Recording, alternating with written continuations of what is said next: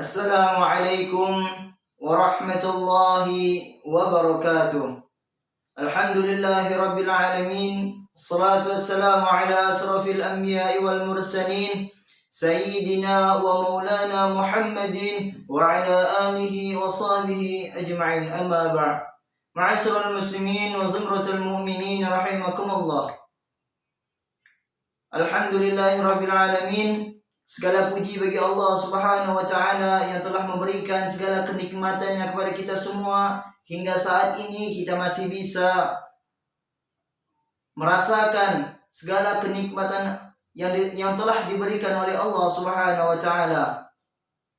Padahal banyak sekali dosa dan kemaksiatan yang kita lakukan kepada Allah Subhanahu wa taala. Tapi apa balasan Allah Subhanahu wa taala? Dengan maha rahmannya dan rahimnya, Allah masih memberikan kenikmatan-kenikmatan yang masih bisa kita rasakan. Alhamdulillahirabbil alamin.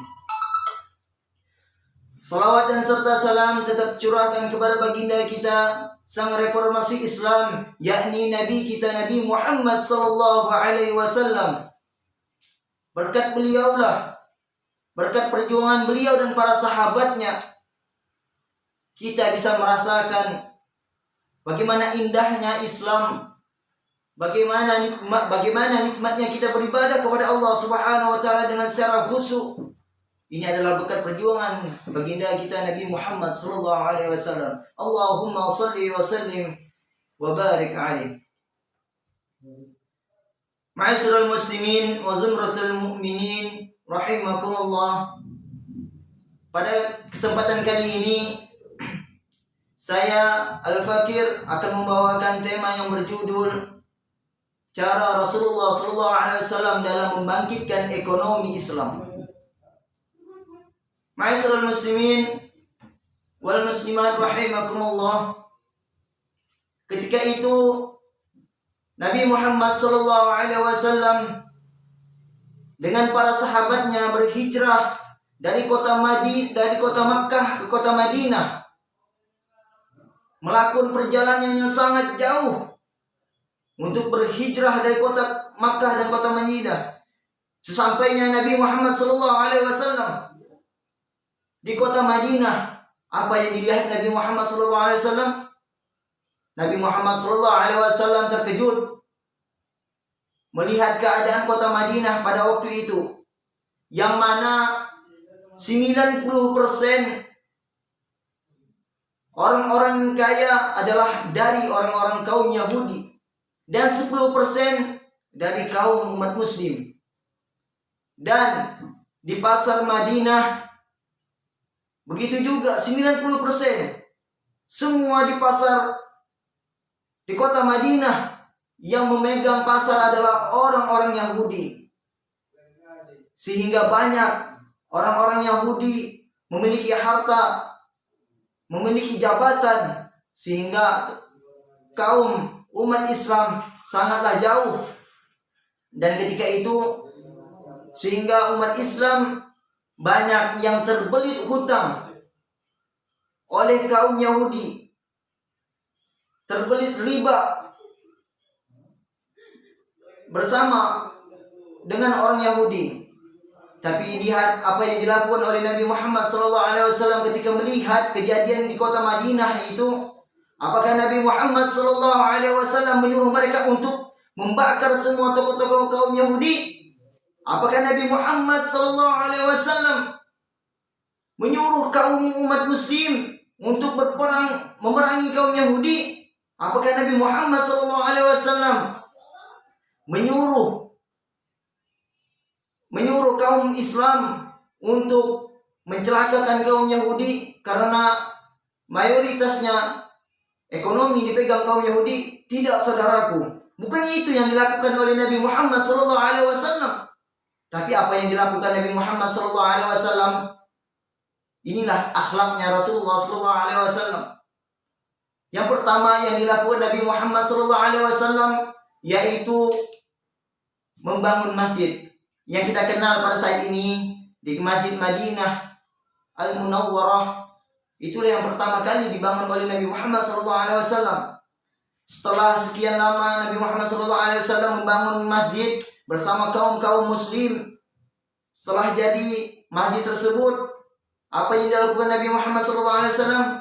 Nabi Muhammad SAW mewajibkan semua kaum muslim, umat Islam untuk sholat 5 waktu dalam sehari di masjid tersebut. Ini yang dilakukan Nabi Muhammad SAW.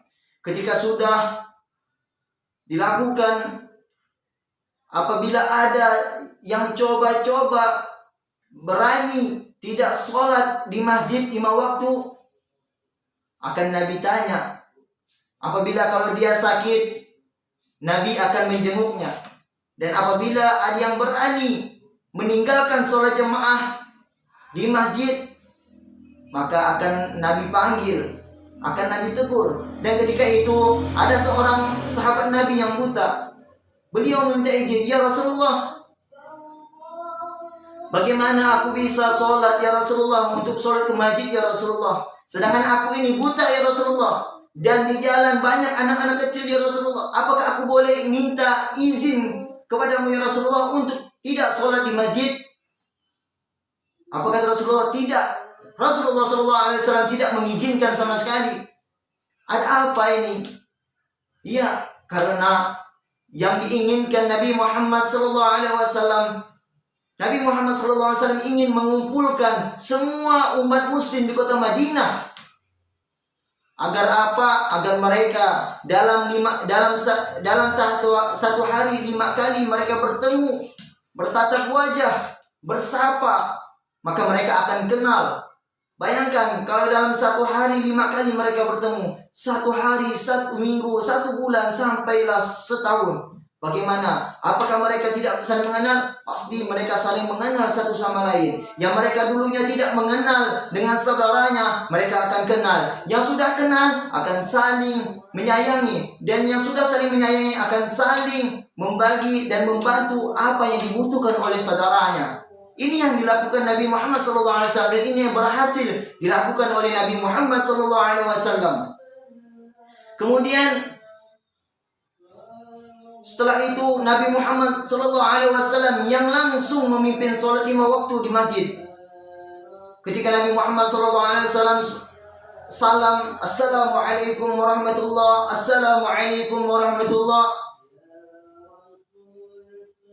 Nabi Muhammad SAW langsung mengecek siapa para sahabat yang tidak hadir. Kalau yang tidak hadir akan ditegur oleh Nabi Muhammad SAW.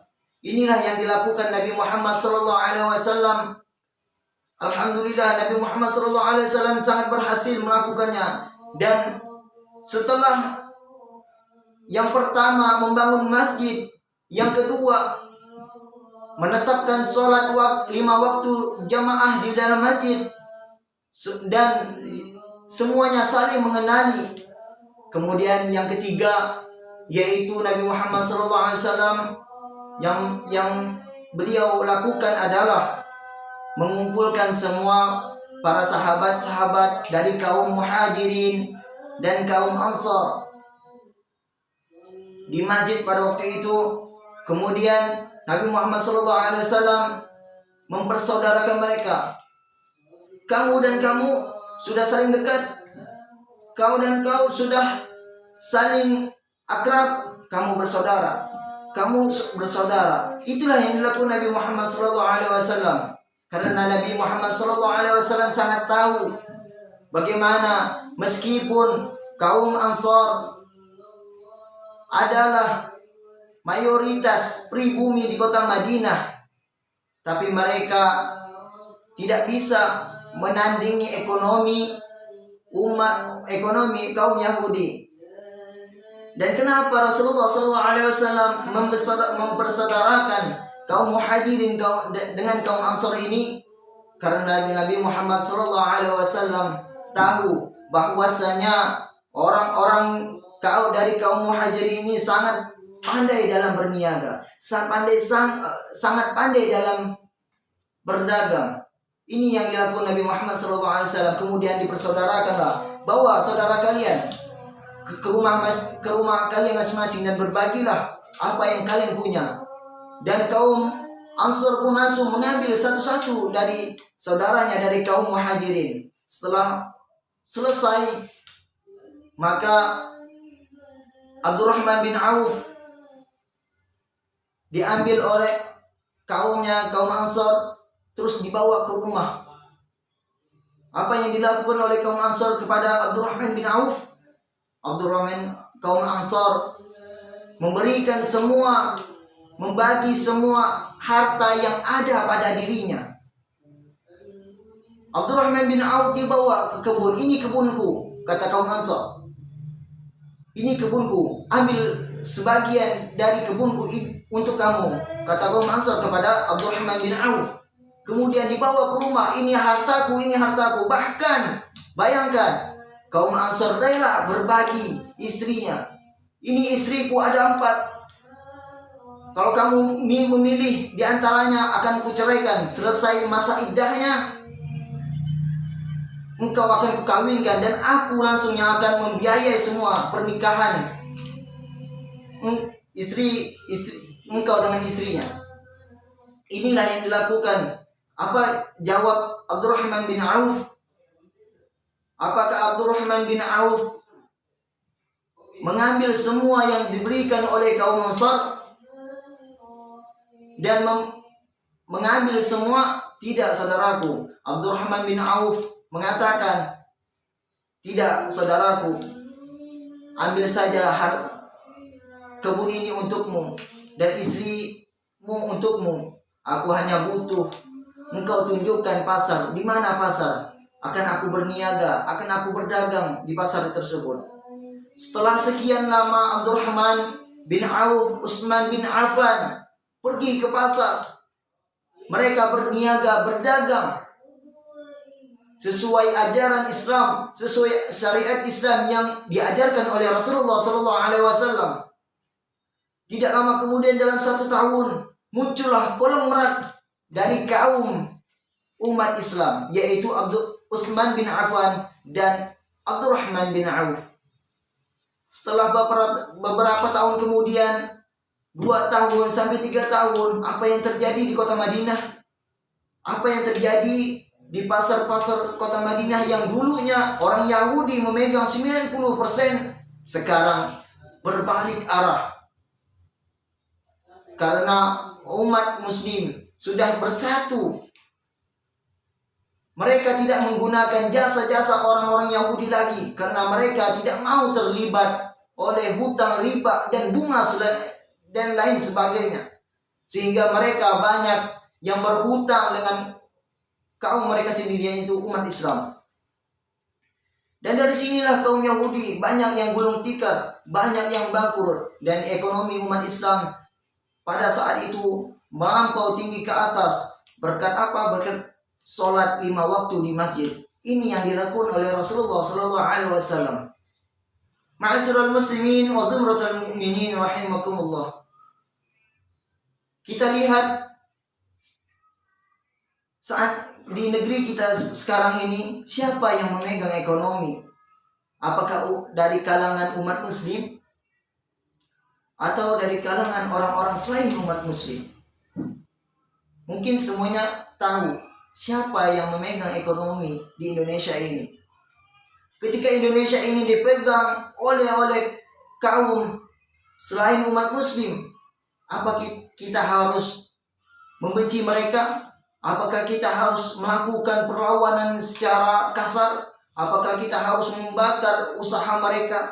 Tidak, saudaraku, itu bukan contoh, bukan yang dicontohkan oleh Nabi Muhammad SAW. Itu bukan akhlak yang dicontohkan Nabi Muhammad SAW. Tapi bagaimana kita harus bersemangat untuk melawan mereka. Lihat dengan perjuangan Nabi Muhammad SAW. Syair dibalas dengan syair. Ekonomi ya harus dibalas dengan ekonomi.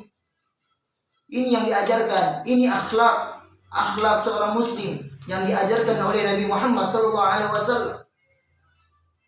Ini yang harus kita contoh pada saat ini. Bukan ketika melihat orang-orang yang selain Islam mempunyai usaha, mempunyai ekonomi yang bagus, kita iri kepada mereka, terus kita berbuat jahat kepada mereka. Bukan itu yang dicontohkan Nabi Muhammad. Tapi bagaimana kita harus melawan dengan ekonomi kita juga. Kita harus bersemangat, bekerja keras. Bagaimana caranya? Kita harus mempersatukan ukhuwah Islamiyah. Bagaimana kalau kita sudah bersatu, kita memperbelanjakan harta kita kepada umat-umat Islam yang lainnya. Kita tidak mau lagi belanja kepada orang-orang selain Islam. Inilah salah satu caranya. Ma'asyiral muslimin wa zamratul mu'minin rahimakumullah. Inilah yang dicontohkan oleh Nabi Muhammad SAW yang harus kita ikuti. Akhlak Nabi Muhammad SAW dalam membangun ekonomi Islam yang harus kita contoh. Ma'asyiral muslimin wa zamratul mu'minin rahimakumullah. Mungkin hanya ini yang dapat saya sampaikan. Kurang lebihnya saya mohon maaf. Apabila ada kata-kata saya yang salah, itu datangnya dari saya sendiri, dan apabila ada kata-kata yang benar, itu datangnya dari Allah Subhanahu wa taala. Mungkin hanya ini yang dapat saya sampaikan. Assalamualaikum warahmatullahi wabarakatuh.